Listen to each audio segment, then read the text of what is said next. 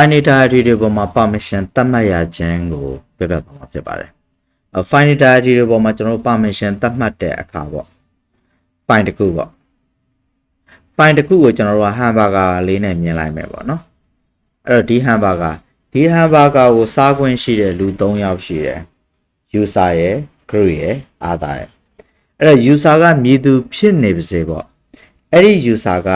rewrite execute ရနိုင်မယ်ဆိုလို့ရှိရင်အဲ့ဒီ file လေးကိုသုံးခွင့်ရှိတယ်။ဒီမှာတော့ hamburger ဖြစ်တဲ့အတွက်အဲ့ဒီ user ကအဲ့ဒီ file လေးကိုအပြည့်အဝစားလို့ရတယ်။နောက်တစ်ခု group ဒီ group ကိုသတ်မှတ်ထားတဲ့ permission ကအကယ်၍များ read execute ဖြစ်နေမယ်ဆိုလို့ရှိရင်ဒီ group ဒီအဲ့ဒီ hamburger ကိုကျွန်တော်တို့က read only ပဲရမှာ။ဆိုလိုချင်ကအပြည့်အဝ read ရရဲဆိုတော့ဆိုလိုချင်ဖြစ်ပါတယ်။ဘာဖြစ်လို့လဲဆိုတော့ execute permission ပါနေလို့အပြည့်အဝ read ရတယ်။အဲ့တော့အပြည့်အဝ read ရတယ်ဆိုတာဒီ hamburger ထဲမှာဘာတွေပါလဲပုံကြီးကြီးလားသေးလားဒါမျိုးတွေကြည့်လို့ရတယ်။သူဒီဘယ်အချိန်မှာပဲ access deny ဖြစ်မှာလဲ။တွားပြီးတော့ကန်ကြည့်တယ်စားလို့ရလားဆိုကန်ကြည့်တဲ့အချိန်မှာပဲ access deny ဖြစ်မှာ။ဘာဖြစ်လို့လဲဆိုသူ right permission မရတာဖြစ်တဲ့အတွက်ပေါ့။နောက်တစ်ခု other ကိုကျွန်တော်တို့ permission ဘာမှမပေးထားဘူးဆိုလို့ရှိရင်သူဒီမြင်အောင်မမြင်ရတော့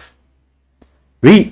ရဖို့နေနေတာ right ရဖို့နေနေတာသူဒီ hamburger ဟိုမှာ hamburger လို့ပြောရင်တော့မှ other user ရဲ့ဘယ်မှာလဲ hamburger ဆိုတာကိုဖြစ်သွားလိမ့်မယ်ပေါ့နော်ဒါဒီ final diary တွေပေါ်မှာကျွန်တော်တို့ကတတ်မှတ်ရတဲ့ permission ပုံစံဖြစ်ပါတယ်ပေါ့နော် permission ရဲ့အလုပ်လုပ်ပုံဖြစ်ပါတယ်အားလုံးကျေးဇူးတင်ပါတယ်